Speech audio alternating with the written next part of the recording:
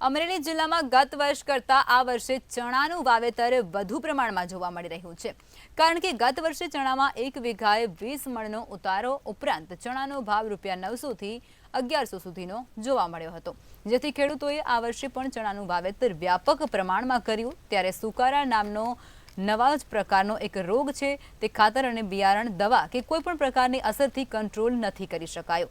ત્યારે ખેડૂતને આ વર્ષે 1 વીઘામાં 10 મણ એટલે કે ગત વર્ષ કરતાં 50% ઉત્પાદન ઓછું આવી રહ્યું છે। ત્યારે ખેડૂતોની માઠી બેસી ગઈ હોય તેવું લાગી રહ્યું છે। આ વર્ષે 1200 થી લઈ અને 1500 જેવો સારામાં સારો ભાવ છે, પરંતુ ઉત્પાદન ઓછું છે।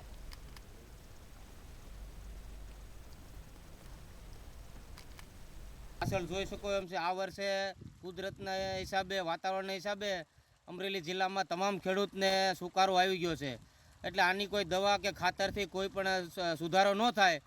એટલે ગયા વર્ષે 18 થી 20 મણ ચણા થયા હતા, આ વર્ષે સુકારાના હિસાબે 8 થી 10 જ મણ ચણા થશે।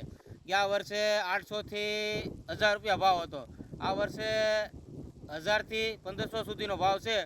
એટલે ગયા વર્ષે 18 થી 20 મણ થયા હતા, આ વર્ષે 8 થી 10 મણ જ થાય એવું છે।